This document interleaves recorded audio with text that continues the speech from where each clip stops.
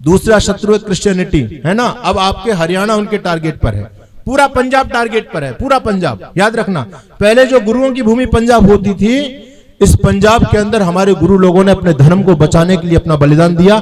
लेकिन आज गुरुओं के शिष्यों ने हर घर में पंजाब के अंदर ईसाईकरण हो रहा है, बहुत तेजी से ईसाईकरण हो रहा है पंजाब के अंदर। और आपका हरियाणा भी अब आ गया।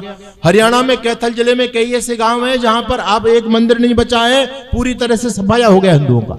सारे हिंदुओं ने ईसाईयत को स्वीकार कर लिया। हिसार के अंदर अभी एक कॉलोनी ने 2 साल पहले 250 लोगों के मकानों की कॉलोनी थी, पूरी की पूरी कॉलोनी ने कन्वर्ट करके ईसाईयत को अपनाया। ये तो आपके साथ चल रहा है। घर घर में वो बाइबल पहुंचाने का काम किया जा रहा है। अब उनके पादरी लोग भी, पहले तो उनकी पहचान अलग होती थी, वेशभूषा अलग होती थी, अब उनके पादरियों ने आपकी आंखों में धूल झोंकने के लिए वो भी जैसे हमारे सनातनी संत भगवा धारण करते हैं, वो भी भगवा पहन करके आपके घरों में आ रहे हैं। आपको पता ही नहीं चलेगा क्या मामला है। एक मत आपके बीच में चलता है जिसका नाम है इस्कॉन। इस्कॉन, है ना, आप लोग खूब जाते हो, जिन्होंने अंग्रेज मंदिर, ओ हम लट्टू होते हैं भाई, कमाल हो गया, ओ श्रीपाद प्रभु ने कितना बड़ा जादू कर दिया, और ये विदेशों में गए और विदेशी लोगों को हिंदू बना दिया, कृष्ण भक्त बना दिया, राधे राधे राधे कृष्णा कृष्णा हरे हरे गाते रहते हैं वो लोग, हम बड़े खुश हो रहे हैं। आपको पता है इस्कॉन क्या है? इस्कॉन उनकी बहुत बड़ी षड्यंत्र है, बहुत बड़ी राजनीति है आपको समाप्त करने की। ये ईसाई लोग हैं, ये जैसे आजकल ईसाई पादरी लोगों ने भगवा धारण कर लिया है, उसी प्रकार से आपको समाप्त करने के लिए आप उनको पहचान ही नहीं पाएंगे। वो कृष्णा कृष्णा हरे हरे कृष्णा कृष्णा हरे हरे गा गा करके और आपका सफाया कर देंगे।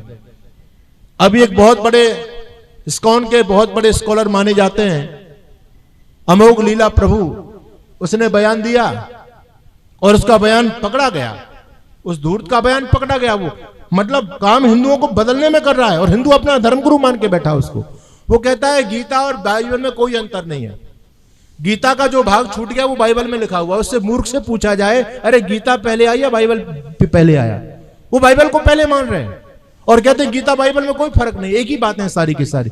ये क्या चल रहा है इस देश के अंदर, हम समझ नहीं पा रहे। कितने सारे मतपंथ, देखो मैं कहने की हिम्मत करता हूं, आप सुनने की हिम्मत करना। आपने आर्य समाज को टारगेट बना दिया, कहते हैं ये हमारे राम को नहीं मानते, कृष्ण को नहीं मानते। अरे ये सब कुछ षड्यंत्र है। आपके समाज के अंदर ऐसे सारे पंथ काम कर रहे हैं, ये भी आपको तोड़ने की योजना है। जो कोई भी आपके महापुरुष को नहीं मानता, लेकिन आप उनको अपना मान करके बैठे हो, आश्चर्य की बात है। उदाहरण के लिए मैं आपके बीच में बोल रहा हूं, कबीर पंथी आपके राम को मानते हैं? बोलो जी, मानते हैं क्या? कृष्ण को मानते हैं? आपके किसी हिंदू महापुरुष को मानते हैं? कोई भी नहीं मानता। जाओ रामपाल को सुन करके देखो, पता चल जाएगी आपको। धड़ल्ली से हमारे महापुरुष संस्कृति की बखिया उधड़ रहे हैं वो लोग, लेकिन उनको हम अपना मान के बैठे हैं। कोई ये नहीं कहता आर्य समाज को, तो ये कहते हैं जी हम सनातनी है, ये आर्य समाजी है। क्या विडंबना है समाज की।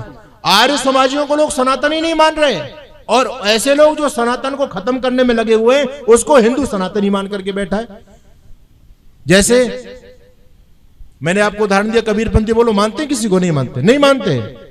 रामपाल पूरी तरह से वामपंथ विचारधारा का एजेंट है, पूरी तरह से। और उसके जगह जगह आश्रम है, देश विदेश में आश्रम खुल गए जगह जगह। आपके हरियाणा में देखो क्या स्थिति चल रही है। जो आपकी संस्कृति को नष्ट करने के लिए बैठे हैं, स्वामी नारायण संप्रदाय गुजरात के अंदर आपको नहीं मानता, बिल्कुल अलग अपना धर्म बनाने के लिए काम कर रहे हैं। ठीक है, और भी आप आ जाओ। राधा स्वामी वाले आपके रामकृष्ण को मानते हैं क्या? अरे बोलो, मानते हैं क्या? नहीं मानते, लेकिन आप तो अपना मान रहे हैं उनको। जो आपके राम को नहीं मानता, कृष्ण का नहीं मानता, आपका कैसे हो सकता है वो बताइए। आर्य समाज सबको मानता है, लेकिन आर्य समाज से आप अलग कट रहे। बोले नहीं, आर्य समाज ये तो खंडन कर रहे हैं, हम राम को भी मानते हैं, भगवान कृष्ण को, ब्रह्मा विष्णु महेश सबको मानते हैं, लेकिन हमको हिंदू दूर हो रहा है हमसे। कहता है आर्य समाजी, आर्य समाजी।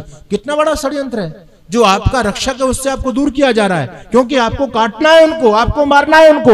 वो जानते हैं कि जब तक हिंदू आर्य समाज की गोदी में बैठा रहेगा, आर्य समाज के संपर्क में रहेगा, तब तक हम इसको अपना निवाला नहीं बना सकते। इसलिए आर्य समाज से दूर करो। आर्य समाज के बारे में बेकार की बातें चली जाती हैं। अच्छा, निरंकारी बहुत तेजी से बढ़ रहा है। निरंकारी बोलो, मानते रामकृष्ण को? नहीं मानते, कोई नहीं मानता, लेकिन वहां हिंदुओं की फौज मिलेगी आपको। ये हिंदू सबका रॉ मेटेरियल है, सबका। इस हिंदू का कोई धर्म ईमान कुछ नहीं बचा। सब में जाकर के हिंदू ही मरने के लिए पहुंचता है। कोई ईसाई बन रहे हैं तो आज हिंदू बन रहे हैं, मुसलमान बन रहे हैं तो हिंदू बन रहे हैं, कबीर पंथ की जाकर के शरण में जा रहे हैं तो हिंदू जा रहे हैं। जितने भी मत मजहब चल रहे हैं, इसमें केवल हिंदू शक्ति का विघटन किया जा रहा है, आपकी ताकत को कमजोर किया जा रहा है। अरे जागो, तुम कैसे बचोगे? आर्य समाज आपको जगा रहा है। याद रखना, दूसरा शत्रु क्रिश्चियनिटी। इन दोनों का इलाज आर्य समाज ने किया है। ऋषि दयानंद जी महाराज ने मुंह तोड़ इनको जवाब दिया है। सबसे पहले यदि इस्लाम पर किसी ने लेखनी चलाई और इन लोगों को यदि किसी ने जवाब दिया तो आर्य समाज ने दिया ऋषि दयानंद से। मुझे बताओ, सत्यार्थ प्रकाश के 14वें सम्मेलन से पहले किसी ने क्या हिम्मत की थी कुरान पर 2 शब्द लिखने की? बोलो जी। आज तो हमारे बहुत सारे स्कॉलर बोल रहे हैं, आर्य समाज के मंच से तर भी लोग बोल रहे हैं, लेकिन वो सारा का सारा मैटर तो ऋषि दयानंद आर्य समाज का ही है। भैया तुम नाम भले मत लो आर्य समाज और ऋषि दयानंद का, लेकिन तुमको मैटर तो वहीं से मिलेगा। आर्य समाज तो सबकी मां है। आर्य समाज ने हिंदुत्व को बचाने का, सनातन को बचाने का काम किया है, इसलिए आर्य समाज को जानना बहुत जरूरी है। दूसरी शक्ति है, शत्रु है ईसाईयत, बहुत तेजी से बढ़ रही है ना। और तीसरी शक्ति आपके बीच में, वो इससे भी भयानक घाघ है वो लोग, घाघ, उनको कहते हैं कम्युनिस्ट विचारधारा, कम्युनिस्ट लोग। इन लोगों ने सारे आपके धर्म ग्रंथों में मिलावट कर दी। भगवान सीता को लेकर, राम को लेकर के बहुत गंदी गंदी बातें लिखी हैं। एक राइटर है आजकल, अमीश नाम क्या राइटर है ना, उसने भगवान राम के जीवन की सीरीज छापी है, निकाली है। लेखक है, बहुत बड़ा लेखक है। बड़ी बड़ी सेलिब्रिटी जाकर के उसके घर में नतमस्तक होते हैं उसके सामने। पूरी तरह से वामपंथी व्यक्ति है। उसने इक्ष्वाकु के वंशज राम नाम से पुस्तक लिखी है, पूरी सीरीज निकाली है भगवान राम के जीवन की। जानते हो वो क्या लिखता है? उसने भगवान राम पर वो गंदे गंदे आरोप लगाए हैं। नया इतिहास बनाया जा रहा है आपके महापुरुषों को खत्म करने के लिए। कहते हैं राम सुगर का मांस खाते थे, राम हिरण का मांस खाते थे। जब भगवान राम जंगल से आते थे तो सीता माता सुगर का स्वादिष्ट मांस बना करके राम और लक्ष्मण को खिलाती थी, जिससे उनके शरीर के अंदर एनर्जी प्राप्त हो जाए। ये क्या, मैं झूठ नहीं बोल रहा हूं, आप अमीश की पुस्तक पढ़ लो। आप कम्युनिस्ट व्यक्ति है, राम के नाम से पुस्तक छाप रहा है, आपके बच्चे पुस्तक पढ़ रहे हैं। और आपके बच्चे कौन बनेंगे? एक बहन जी कह रही थी कि अमीश ने जो लिखा है ना वो परिस्थिति के अनुसार लिखा है। वो कह रही थी कि वो क्षत्रिय थे और क्षत्रिय तो मांस खाते ही हैं। भैया राम क्षत्रिय थे, राम इसलिए मांस खाते थे। क्या तर्क दिया जा रहा है आपके बच्चों को? ये यानी आपकी संस्कृति को मिटाने का एजेंडा चल रहा है। सावधान, जागरूक होने की आवश्यकता है। तो ये कितने शत्रु हो गए जी? 3। एक शत्रु और है जो आपका अपने घर का है, उसको कहते हैं सेकुलरिज्म की बात करने वाला हिंदू, जो ये कहते हैं ना कि सारे धर्म प्रेम और भाईचारे की बात करते हैं, सारे रास्ते एक तरफ ही जाते हैं। ये सब बेवकूफी की बातें हैं, ये बुद्धि व्यक्ति की बुद्धिहीनता की बातें सारी। अगर सारे रास्ते एक तरफ ही जाते तो फिर रास्ते नए नए बनते क्यों भाई? रास्ता तो पहले से बना हुआ था। जहां विचारधाराएं नहीं मिली तभी तो ये मतपंथ समाज में खड़े हुए। इन मतपंथों ने हिंदू समाज को बांट दिया, याद रखना। ये सारे मतपंथ आपको मारने के लिए, बांटने के लिए धर्म के ठेकेदारों ने अपनी दुकानें खोली हुई हैं। कोई धर्म वर्म की बात नहीं करता, कोई आपको मुक्ति में ले जाने वाला नहीं है। सब अपनी दुकानें चला रहे हैं, धर्म के नाम पर लोगों ने दुकानें चलाई हुई है। आज एक विचारधारा समाज में ये भी चलती है और बहुत तेजी से फैलाई जा रही है वो, और वो कीड़ा केवल हिंदुओं के दिमाग में। हमने पूरी दुनिया में भाईचारे का ठेकेदारी हम लोगों ने ली हुई है ना। हम कहते हैं जी सारे प्रेम की बात करो महाराज जी, ये जो है ना हिंसा की बात मत करो, ये आपस में नफरत की बात मत करो, प्रेम की बात करो। हम प्रेम से रहना चाहते हैं। अरे तुम प्रेम से रहना चाहते हैं, तुम बच जाओ, यही बहुत है। प्रेम तो तुम्हारा हो लिया, तुम्हारे लाखों मंदिर तोड़ दिए और तुम प्रेम के चक्कर में रह गए। कहां चला गया तुम्हारा प्रेम? इस देश में क्या जमीनों की कमी थी? लेकिन तुम्हारे मंदिर, तुम्हारे महापुरुषों की छाती को तोड़ करके उनकी छाती पर मस्जिद बनी है देश के अंदर, और महापुरुषों की मूर्तियों को सीढ़ियों पर लगाया गया है। अरे कहां था प्रेम? यदि प्रेम होता तो क्या 500 साल हमको राम मंदिर के लिए मुकदमा लड़ना पड़ता? यही प्रेम है क्या? हमने प्रेम भाईचारे का ठेका हम लोगों ने लिया हुआ है क्या? लेकिन आज यही षड्यंत्र समाज में चल रहा है। हम लोग जगाना चाहते हैं तो अब यहां पर भी कार्यक्रम के बाद बहुत सारे लोग कहेंगे अजी हम तो आए थे, कोई धर्म संस्कृति की बात होगी, यहां तो हिंदू मुस्लिमों की बात चल रही थी। कोई कहते हैं तो राजनीतिक एजेंडा है लोगों का, भाजपा के एजेंट है। हम किसी पार्टी के एजेंट नहीं है, हम तो राष्ट्रवादी व्यक्ति, विशुद्ध राष्ट्रवादी व्यक्ति हैं, ऋषि दयानंद के शिष्य हैं। हम किसी पार्टी से जुड़ करके बात नहीं करते। हम तो देख रहे हैं कि देश में क्या भयानक षड्यंत्र चल रहा है, उस षड्यंत्र से जगाना हमारा काम है, क्योंकि हम समाज के चौकीदार हैं। हिंदू समाज की दी हुई 2 रोटी खाते हैं, तो हिंदू को बचाना हमारा धर्म है। हम जानते हैं यदि हम भी आज पाखंड को फैलाने लग जाएं, हमारे साथ कुछ अभाव नहीं रहेगा। ध्यान रखना, हमारे पीछे भी भक्तों की फौज खड़ी हो सकती है, लग्जरी आश्रम हमारे बन सकते हैं, लेकिन हम बोल रहे हैं यहां अपनी जान हथेली पर लेकर के बोलते हैं।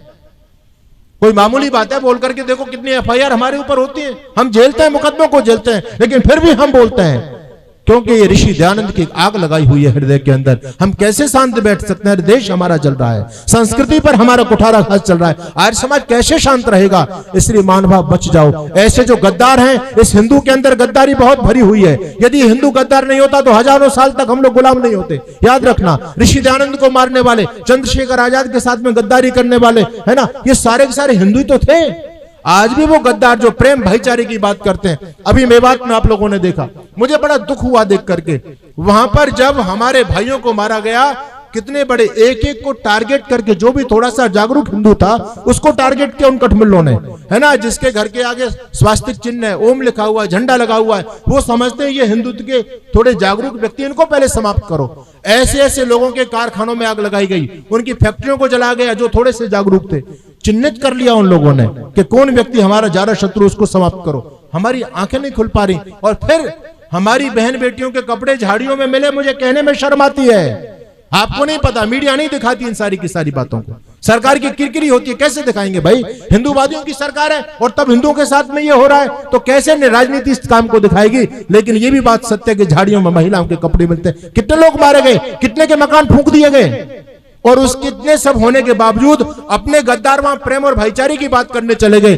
कुछ वर्ग, कुछ जाति के एजेंट, मैं पूरी जाति को उसमें नहीं मानूंगा, ऐसे गद्दार थे जो कह रहे थे हम इस समाज की आबो हवा को खराब नहीं होने देंगे, हम अपने मुसलमान भाइयों के साथ में हैं, हम जो है इस देश में दंगे नहीं होने। अपने लोग हैं, दंगे वो लोग कर रहे हैं और अपने लोग उनका साथ दे रहे हैं। क्या ये मुसलमानों से कम है? क्या ये क्रिश्चियनों से कम है? ये भी तो आपको मारने के लिए प्रयास कर रहे हैं, विधर्मियों की गोदियों में बैठे हुए हैं। इन लोगों को केवल अपना स्वार्थ दिखाई देता है, देश धर्म संस्कृति कुछ भी नहीं है, केवल अपना स्वार्थ है।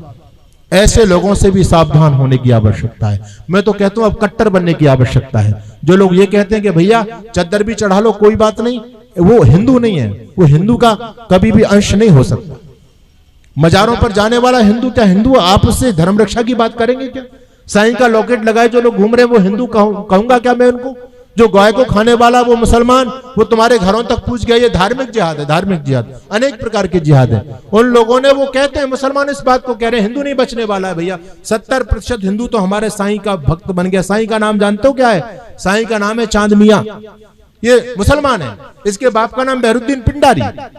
तो ये कहते हैं, मुसलमान कहते हैं कि 70% हिंदू तो हमारे चांद मियां का भक्त बन गया। अरे तुम बचा लो, कैसे बचाओगे हिंदुओं को? तो ये स्थिति हमारी हो रही है। इसलिए कट्टर बनने की आवश्यकता है। कट्टर बनोगे अपने धर्म संस्कृति के प्रति, बिल्कुल कट्टर बन जाओ। जैसे मुसलमान कट्टर है, क्रिश्चियन कट्टर है। कोई मुसलमान कभी मस्जिद में, कोई मुसलमान कभी मंदिर में नहीं जाता है, जाता है क्या? लेकिन आप हर जगह सिर पटकते फिरते हो, आप सबको मानते फिरते हो, हमारे देवी देवताओं को भी मानते हो, वहां मजार पर भी जाकर के सिर पटक लेते हो। कट्टर बनो अपने धर्म के लिए। हर साइकिल, हर रिक्शा चलाने वाला, पन्नी बीनने वाला, पानी बेचने वाला, केला का ठेला लगाने वाला भी मुसलमान अपने धर्म के लिए कर रहा है। आश्चर्य की बात है। जकात निकाल रहे हैं वो लोग अपने धर्म के लिए। ये कट्टरता, हमारे समर्पण हमारे जीवन में भी होना चाहिए, तभी बच पाओगे। पत्थर के संग रहना है तो फिर पत्थर बनना होगा। ठीक है, प्रेम भाईचारे की बात को भूल जाओ।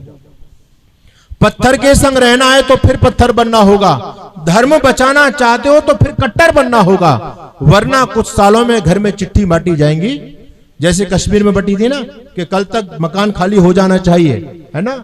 ये प्रॉपर्टी काम नहीं आ रही। मेवात के अंदर हमने देखे बहुत सारे घरों पर लिखा है ये मकान बिकाऊ है, कोई खरीदने वाला नहीं है। कर लो, प्रॉपर्टी का क्या करोगे? खाओगे क्या इसको? पत्थर के संग रहना है तो फिर पत्थर बनना होगा।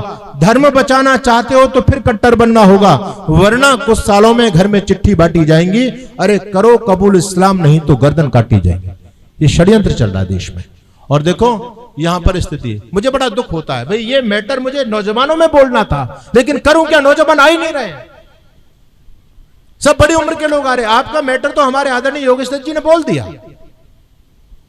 अब ये बताओ, आप घर में पड़े हुए बच्चे तो आपके कनाडा में हो रहे हैं भाई, हैं? बच्चे तो आपके विदेश में, कोठी आपकी 4 मंजिल की है, कोठी में कौन रहेगा? ये बताओ, आने वाले समय में क्या तुम्हारी सीमाएं सुरक्षित हैं? आपका एक बच्चा है इंजीनियर विदेश में, भाई पुलिस में कौन जाएगा, फौज में कौन जाएगा? और ये सारे कठमुल्ले पहुंचेंगे तो क्या तुम्हारी सीमाएं सुरक्षित हैं? बोलो, कुछ भी सुरक्षित नहीं है। कोठी बना रहे हो, कोठी में कब्जा उनका ही होने वाला है। आज पंजाब के अंदर वो भैया लोग, मैं उनके लिए गलत शब्द प्रयोग नहीं करता, अपने भाई हैं। बिहार से जो लोग मजदूरी करने के लिए पंजाब में गए, आज वो पंजाब में गांव के प्रधान बन गए।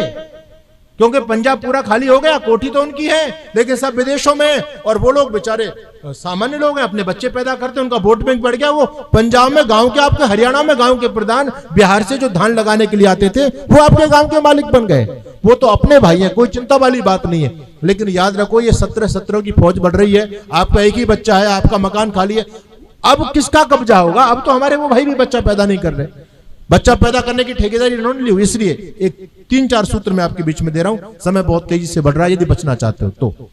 पहला सूत्र है रिश्ते बचाइए। रिश्ते बचाने का मतलब समझते हो? रिश्ते बचाने का मतलब है अपना परिवार बढ़ाइए। अगर आपका एक ही बच्चा है तो बोलो चाचा का रिश्ता बचा क्या, ताऊ का रिश्ता बचा, मामा का रिश्ता बचा, मौसा का रिश्ता बचा, कोई रिश्ता बचेगा क्या? अरे जो व्यक्ति एक बच्चा पैदा करता है वो अपने संबंधों का हत्यारा है, उसने अपने संबंधों को ही समाप्त कर दिया अपने स्वार्थ के चलते। हम लोगों ने एक बच्चा पैदा करके कलेक्टर बनाना चाहते हैं उसको, तुमने तो सामाजिक ताने बाने को समाप्त कर दिया, अपने संबंधों की परंपरा को ही समाप्त कर दिया। कितना बड़ा पाप, ये सामाजिक पाप है, इसकी तरफ हम लोग कोई नहीं सोच रहे। और जो व्यक्ति सामाजिक दोषी होता है, जो सामाजिक धर्म का पालन नहीं करता, वो व्यक्ति पापी होता है, उसको भगवान की व्यवस्था के अनुसार दंड भोगना पड़ेगा, पक्की बात है। इसलिए ये भ्रम निकालो।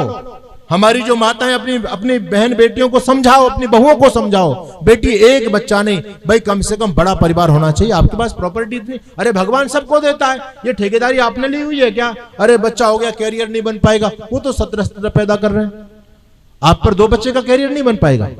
आने वाले समय में हो सकता है आज मेरी बात आपको नहीं हजम हो रही हो, लेकिन आने वाले 10-20 सालों में इस पर काम करना पड़ेगा। करोगे तो बचोगे, नहीं तो बचने वाले नहीं है। कितनी भी कोठी खड़ी कर लेना, सारी मेहनत पर पानी फिरने वाला है आपका। इसलिए पहला सूत्र है रिश्ते बचाइए, यानी परिवार बढ़ाइए, है ना। एक बच्चा अपने लिए रखते तो एक बच्चा राष्ट्र के लिए होना चाहिए। नहीं, पहले लोग मंदिरों में बच्चे चढ़ा दिया करते थे, साधु सन्यासी लोग बनते थे, धर्म प्रचारक बनते थे, शंकराचार्य बने नहीं बने, महर्षि दयानंद बने नहीं बने। लेकिन आज सन्यासी नहीं ढूंढने से मिलेंगे आपको। आने वाले समय में विवाह शादी पढ़ाने के लिए, फेरे भामर डलवाने के लिए पंडित मिलने वाले नहीं है आपको। कौन अपने बच्चे को पंडित बना रहा है? यहां पर जितने बैठे हैं बोलो, कोई बनाना चाहता है क्या? अब पंडित जी के बच्चे भी पंडित नहीं बनना चाहते, वहां भी समस्या खड़ी हो गई है। क्योंकि हम जब शादी करते हैं तो डीजे पर लाखों रुपए, डेकोरेशन पर लाखों रुपए, है ना, पार्टी पर लाखों रुपए, उल जुलूल जो खर्चे उनमें लाखों रुपए, और पंडित जी बेचारे 4 घंटे से वेटिंग कर रहे हैं, मुझे शादी करानी है, शादी करानी है। सब कुछ खा पी करके पैसा बर्बाद किया, पंडित जी का नंबर आया, बस पंडित जी ने आध घंटे में शादी पूरी करा दी, और पंडित जी को 1100 रुपए का लिफाफा। यानी जो बैंड बजाने वालों से भी पंडित जी की औकात नीची है। बैंड बजाने वाले, डीजे बजाने वाले ज्यादा पैसे ले गए, पंडित जी को तुम पैसा नहीं देना चाह रहे। पंडित जी बोले भैया मैं तो जैसे तैसे अपना जीवन में गुजारा कर लिया, मैं अपने बच्चे को इस काम में नहीं डालूंगा। फिर कहां से लाओगे पंडित? तुम बोलो कहां से लाओगे? बहुत बड़ा षड्यंत्र। इसलिए जो लोग अपनी संस्कृति को बचाने का काम कर रहे हैं उनका भरपूर सपोर्ट कीजिए, ठीक है। आज का बहुत बड़ा संकट का दौर है, इसलिए मैं कहता हूं रिश्ते बचाइए। एक बच्चा धर्म के लिए होना चाहिए, होना चाहिए। आज तो हमारे स्वामी रामदेव जी महाराज, मैं भी इस बात को कहता हूं भैया आपके पास यदि बच्चों का भरण पोषण नहीं हो रहा है, हम सन्यासी हैं, हम गृहस्थी नहीं है, बच्चा पैदा करना है गृहस्थ का धर्म है, तुम हमको राष्ट्र के लिए बच्चा दे दो, हम बच्चे का पालन करेंगे। अरे हम उसको शिवाजी बनाएंगे, हम उसको महाराणा प्रताप बनाएंगे, आपको बच्चा देना तो पड़ेगा, तभी तो हम उसको तैयार करेंगे। पहला सूत्र है रिश्ते बचाइए, इस पर काम कीजिए, ध्यान रखना, काम करना पड़ेगा।